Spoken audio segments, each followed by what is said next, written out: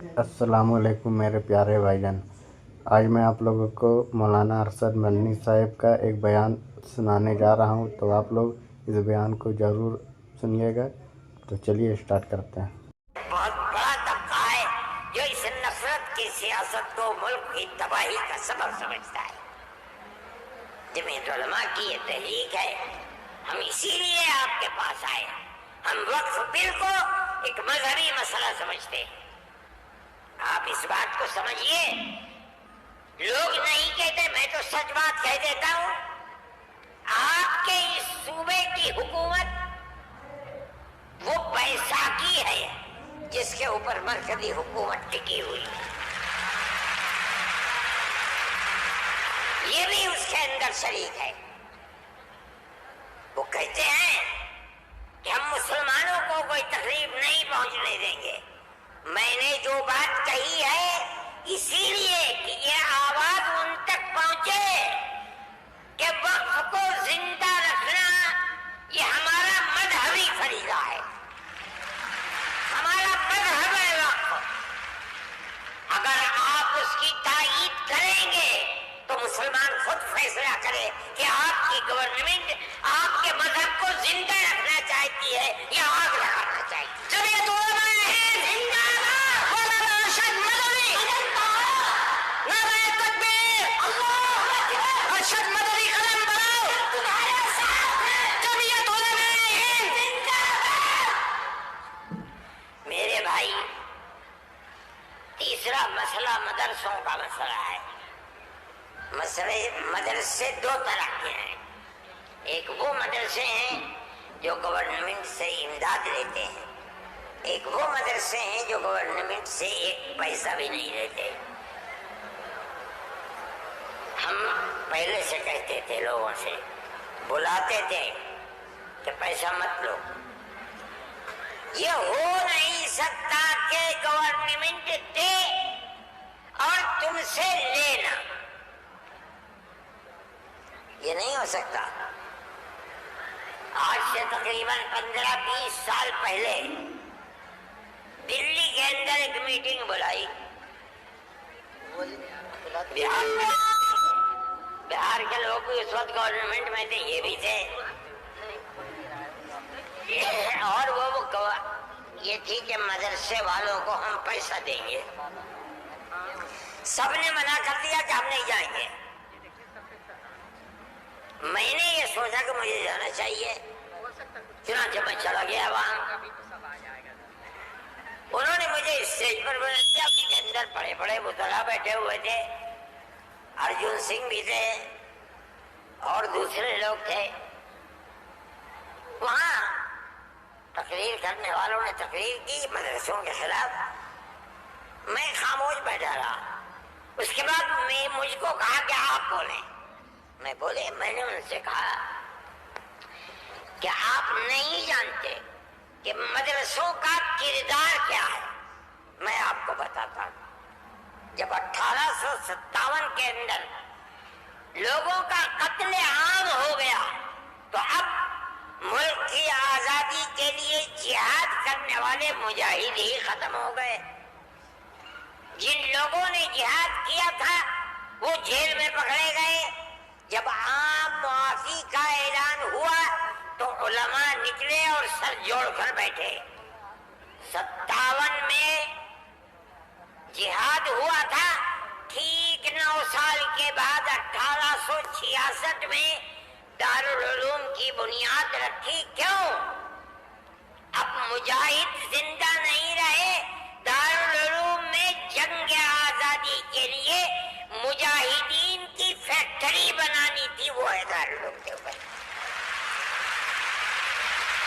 मदारिस इस्लामिया जिंदाबाद, जमीयत उलमा हिंद जिंदाबाद, नारे तकबीर, अल्लाहू अकबर, मदारिस इस्लामिया, अल्लाहू अकबर। इस फैक्ट्री से बड़े बड़े हजारों मदरसे बन गए। जहां दुनिया में जाइए, न्यूयॉर्क में चले जाइए, वाशिंगटन में चले जाइए, लंदन में चले जाइए, साउथ अफ्रीका में चले जाइए और एशिया के अंदर तो जिस मुल्क में कदम रखो यहीं के फारिग हैं। کے فارغ ہونے والے کے شاگرد ہیں جنہوں نے مدرسے بنا رکھے ہیں۔ یہ مدرسے در حقیقت ملک کی آزادی کی ضمانت ہے۔ ملک کے اندر حضرت شیخ الہند یہیں کے پیدا ہوئے جنہوں نے 4 سال مالٹا میں جیل کاٹی۔ مولانا مدنی یہیں سے پیدا ہوئے ہیں جنہوں نے 9 سال انگریز کی جیل کاٹی ہے۔ اور میں نے کہا میں کتنوں کا نام لوں آپ کے سامنے۔ یہ مدرسوں کی زندگی ہے اور یہ تاریخ ہے۔ آپ اس تاریخ کو بجھانا چاہتے ہیں، کہتے ہیں بالکل نہیں، انہوں نے کہا کہ ہم نہیں بجھانا۔ میں نے کہا کہ یہ ہو نہیں سکتا کہ آپ پیسہ دیں انہیں اور پھر ان کے نظام تعلیم اور نصاب تعلیم میں دخل نہ دیں۔ آواز آئی ہم وعدہ کرتے ہیں کہ نہیں دیں گے۔ میں نے کہا اچھا، میں آپ کو جھوٹا نہیں کہتا ہوں، مجھے یہ بتائیے کہ ابھی الیکشن میں 3 سال باقی ہیں، کیا آپ یہ ضمانت دے سکتے ہیں کہ 3 سال کے بعد جو الیکشن ہوگا اس الیکشن کے نتیجے میں کامیاب ہو کر آپ ہی اقتدار کی کرسی پر بیٹھیں گے؟ کہنے لگے نہیں دے سکتے۔ میں نے کہا تو آپ تو 3 سال کی ضمانت نہیں دیتے، اور میرے دل میں یہ ارمان ہے کہ اگر قیامت تک میں زندہ رہوں گا تو مدرسوں کو لے کے چلوں گا۔ میرا آپ سے کیسے ہو جائے گا؟ میری آپ سے اس میں مثالات نہیں ہو سکتی۔ آپ کو اسکول بنانے ہیں، آپ مجھے دیجیے، آپ اگر 50 اسکول کہیں گے میں 50 بنا دوں گا، لیکن آپ یہ چاہیں کہ مدرسے کو ختم کر کے اس کے اندر اسکول کا نصاب بن جائے، یا یہ مدرسے آپ سے پیسہ لے کر چلے، جمعیت علماء اسے گوارا نہیں کرے گی۔ میں نے ان سے کہا کہ مدرسے اور مسجد میں کوئی فرق نہیں ہے۔ کہنے لگے وہ کیسے؟ میں نے کہا اس لیے کہ اگر مسجد میں نماز پڑھی جاتی ہے، مدرسے میں نماز سکھلائی جاتی ہے۔ اگر مسجد میں نماز کے اندر قرآن پڑھا جاتا ہے، مدرسے کے اندر قرآن پڑھنا سکھلایا جاتا ہے۔ کیسے دونوں الگ ہو جائیں گے؟ یہ دونوں ایک دوسرے کے ساتھ ہیں۔ جیسے ہم مسجد اپنی خود بناتے ہیں، چاہے چھپر ڈال کر کے بنائیں، اسی طرح ہم مدرسے میں بھی آپ سے کوئی مساعدت لینا ہم نہیں گوارا کر سکتے۔ اچھا، میں یہ کہہ کر کے بیٹھ گیا۔ صدیقی صاحب جن کو گورنمنٹ نے بنایا تھا اسکولوں کو ان کا اقلیتی کردار دینے کے لیے، وہ میرے برابر بیٹھے تھے، وہ بھی اس اجتماع کو بلانے والے تھے۔ اس کے بعد ایک اور صاحب کھڑے ہوئے میرے بعد، انہوں نے پہلے سے یہ کہا کہ مجھے بڑا افسوس ہے کہ آپ نے ارشد کے بعد مجھے بلا لیا، کچھ وقفے کے بعد بلاتے۔ انہوں نے تقریر، اور جیسے انہوں نے کہا میں نے اس پر یہ کہا کہ میرے اندر یہ طاقت ہے، آپ جو فرمائیں گے میں اسے قبول کروں گا، خاموش، میں کوئی اس کی تردید نہیں کروں گا، اس لیے آپ فرمائیے۔ جیسے انہوں نے کہا کہ مدرسوں کا کردار کمزور ہو گیا، وہ تو مجمع جو صبح کھڑے ہو گئے، خبیث ہے، اتار دو، پھینک دو، نکال دو اس کو یہاں سے۔ جب آگ لگنے لگی تو میں نے صدیقی صاحب سے کہا صدیقی صاحب میں تو جا رہا ہوں۔ صدیقی صاحب نے مجھے پکڑے، بھائی خدا کے لیے بیٹھ جاؤ، یہ مجمع ہمارے قابو میں نہیں آئے گا۔ تو میں نے ان لوگوں سے کہا کہ بھائی کیا بات ہے، کیوں آخر لوگ گھبرا رہے ہیں؟ ایک بات ہے، آپ کی مرضی کے مطابق ہے آپ قبول کیجئے، نہ مرضی کے مطابق ہے آپ نہ قبول، لیکن اس اجلاس کے اندر یہاں تو شور مچاتے ہو۔ خیر وہ لوگ بیٹھ گئے، جب ہو گیا تو میں اٹھ کے بھاگ گیا۔ کانگریس گورنمنٹ کی جو بالکل آخری شخصیت تھی، انہوں نے کہا کہ بھائی سونیا جی صدر تھی، انہوں نے کہا کہ آپ نے کیا کر دیا، میں پہلے منع کرتی تھی کہ اس مسئلے کو نہ چھوڑو، بند کر دو اس کو، جو مدرسہ بند ہو گیا۔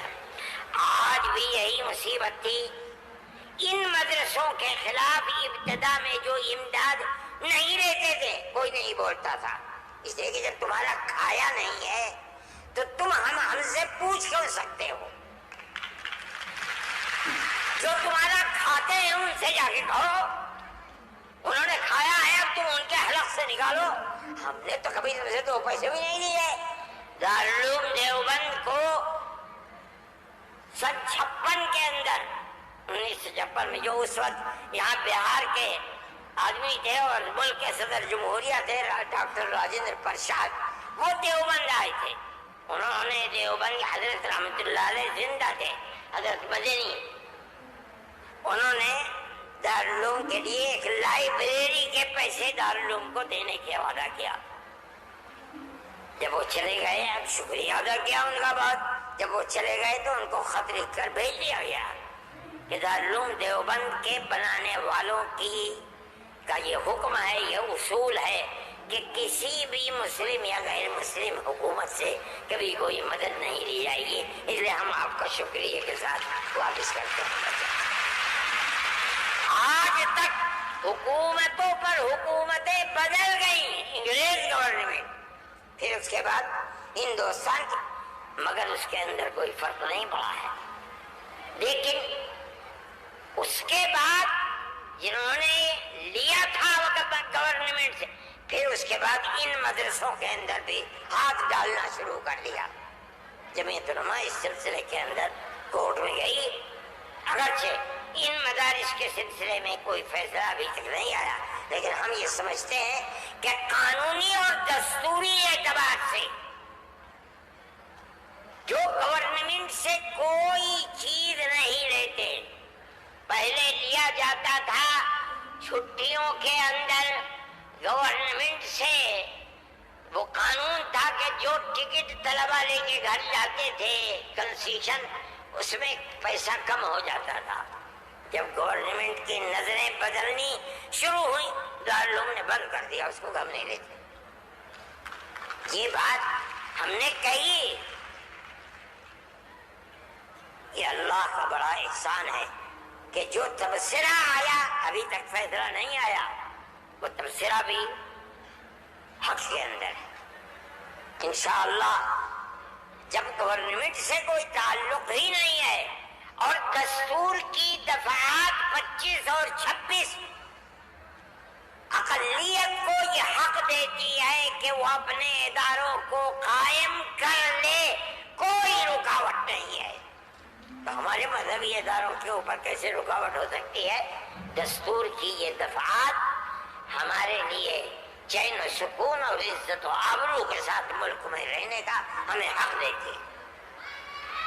ہم یہ سمجھتے ہیں کہ مستقبل کے اندر بھی انشاءاللہ ہم اپنے ان پروگراموں کے اندر کامیاب رہیں گے۔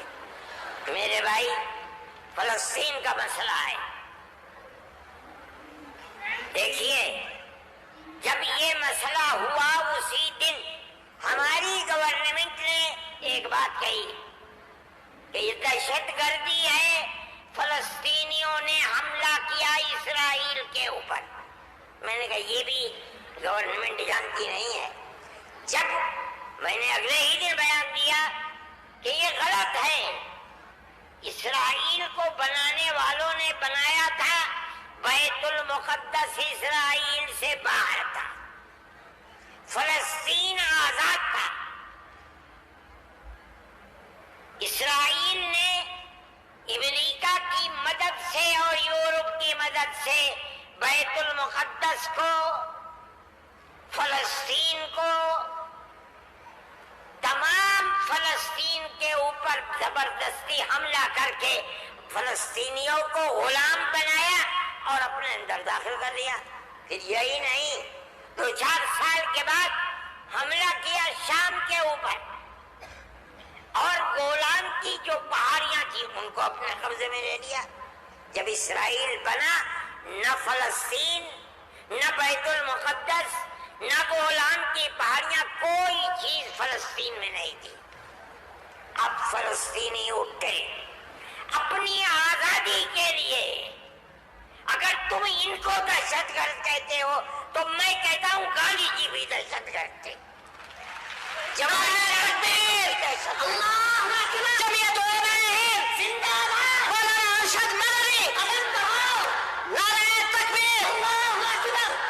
اس کے بعد سے پھر کبھی یہ بات نہیں آئی۔ لیکن میں یہ کہتا ہوں کہ جس نظریے کو لے کر اٹھے اس کا مطلب یہ ہے کہ کچھ جانتے بوجھتے نہیں ہے. کیسے کہہ دیا انہوں نے؟ ان کو دیکھنا چاہیے تھا تاریخ. اگر خود نہیں پڑھتے پڑھے ہوئے لوگوں سے پوچھنا چاہیے تھا، وہ بتاتے آپ کو کہ ہو کیا رہا ہے. میرے بھائی میں یہ بات کہتا ہوں کہ جمعیت علماء کی ایک تاریخ ہے اور جمعیت علماء اس چیز کے اوپر ہے. ہمارا اس وقت کا مسئلہ صرف ایک ہی مسئلہ نہیں، بہت مسائل ہے، لیکن وقف ترمیمی بل کا مسئلہ بھی یہی ہے جس کو جاننے کی یہ ہمارا مذہب ہے. ہم یہ کہتے ہیں بہار کی گورنمنٹ کو بھی، آندھرا گورنمنٹ کو بھی اگر وہ کریں گے تو اس کا مطلب یہ ہے کہ مسلمان کے پیٹ کے اندر چھرا گھونپیں گے اور مسلمان کے مذہب کو آگ لگانا چاہتے ہیں. مسلمان کو سوچ لینا چاہیے کہ وہ کیا کرے گا اور مستقبل کے اندر اسے اس جنجال کو کس طرح نمٹانا ہے. ہم ایک بات کہہ رہے ہیں اور ہمیں یہ کہنے کا حق ہے، اس لیے کہ دستور کے خلاف ہے. دستور نے ہمیں مذہبی آزادی دی ہے. آپ وقف کو مذہب نہیں سمجھتے، لیکن اس لیے نہیں سمجھتے کہ نہ آپ قرآن کو جانتے ہیں نہ آپ حدیث کو جانتے ہیں. حضرت عمر رضی اللہ تعالی عنہ نے اپنا ایک باغ وقف کرنے کی نبی کریم علیہ السلام سے اجازت چاہی جو خیبر میں تھا. آپ نے فرمایا میری رائے یہ ہے کہ تم باغ کو وقف مت کرو بلکہ باغ کی کھجوروں کو وقف کر دو فقراء اور مساکین کے لیے، اس لیے کہ باغ تمہارا رہے گا. باغ اس کا محتاج ہے کہ تم اس کی دیکھ بھال کرو. وقف کر دو گے کوئی دیکھ بھال نہیں کرے گا.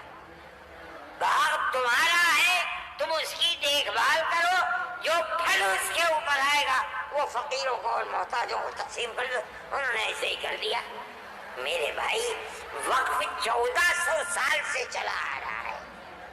اللہ نے قرآن میں فرمایا ہے، رسول اللہ نے حدیث کے اندر فرمایا ہے، اور چونکہ یہ مجلس اس کی نہیں ہے ورنہ تو بے شمار اوقاف ہیں.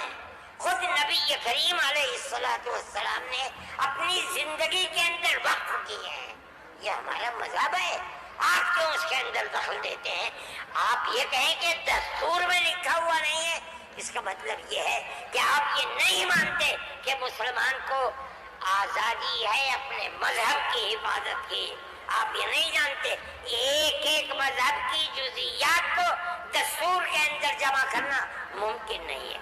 مذہب اسلام تو آدمی کے پیدا ہونے سے پہلے موت کے بعد تک قبر کے اندر جو صورتحال ہوتی ہے اسلام اس سب کو اپنے احاطے میں لیے ہوئے. آپ کے دستور میں کتنی گنجائش ہوگی اس کی؟ یہ بات کہہ دیا کہ ہمیں اپنے مذہب پر چلنے اور اپنانے کا حق ہے، اسے زندہ رہنے کا حق ہے.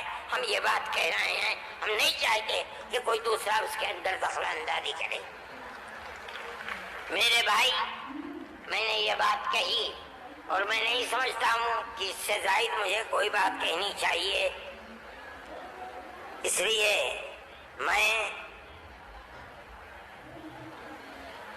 آپ حضرات سے کہ تشریف آوری کا شکریہ ادا کرتا ہوں. میں اس ہال کے اندر 1-2 مرتبہ پہلے بھی آ چکا ہوں، مگر میں نے کبھی مسلمانوں کا اتنا بڑا مجمع یہاں نہیں دیکھا.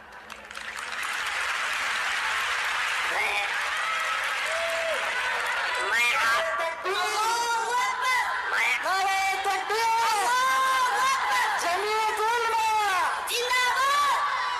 آپ حضرات کا شکریہ ادا کرتا ہوں اس لیے کہ یہ سب جگہ شہرت تھی کہ اس اجلاس کا مقصد وقف ترمیمی بل کی مخالفت ہے. اس کا مطلب ہے کہ بہار کا مسلمان ہر اس طاقت کا مخالف ہوگا جو وقف ترمیمی بل کی تائید کرے گا. اس لیے آپ حضرات کا اس گرم جوشی کے ساتھ یہاں آنا، میں جمعیت علماء کے خادم کی حیثیت سے آپ کا شکریہ ادا کرتا ہوں. अल्लाह आपको खुश रखे, खैर और आफियत के साथ रखे। आप अपने मजहब को सीने से लगाए हुए जिंदा रहें और मजहब को खुदा करे जिंदा रखे। मैं आप सब हजरात का शुक्रगुजार हूँ। जो लोग बाहर से आए हैं मैं उनका भी शुक्रिया अदा करता हूँ। जिन लोगों ने, पटने के रहने वालों ने, कादरी साहिब के साहिबजादे और जमीयत उलमा के वर्कर्स जो यहाँ के हैं या बाहर के रहने वाले हैं, पटने के अलावा के, जिन लोगों ने कोशिश की है, जमीयत उलमा के दिल में उसकी बड़ी कदर है। अल्लाह ताला उनकी कोशिशों को कबूल फरमाए और हुकूमत को किसी भी ऐसे काम से जो सूबे के अंदर या मुल्क के अंदर मुसलमानों की दिल आजारी का सबब बने, उससे बाज रखे और खुदा करे कि इस मुल्क के अंदर अमन और अमान, प्यार और मोहब्बत मजहब से ऊपर उठकर हिंदू और मुसलमान सब मिलजुल कर अपनी पुरानी तारीख को याद करें और जिंदा करें। मुसलमान और हिंदू गांव दर गांव आज से नहीं 1300 साल से रहता चला आ रहा है। कहीं तो कोई झगड़ा नहीं है। आज कौन सी मुल्क के ऊपर आफत है कि आग लगाने ही के ऊपर सियासत की बुनियाद रखी हुई है। हम इसके मुखालिफ हैं, हम इसको पसंद नहीं करते हैं। मुल्क हमारा है, हम मुल्क के अंदर अमन और अमान को चाहते हैं, प्यार और मोहब्बत को चाहते हैं। जिस तरह हिंदू का हक है, मुसलमान का भी हक है। एक दूसरे के साथ प्यार और मोहब्बत करनी चाहिए। मैं हर मुसलमान से कहता हूँ,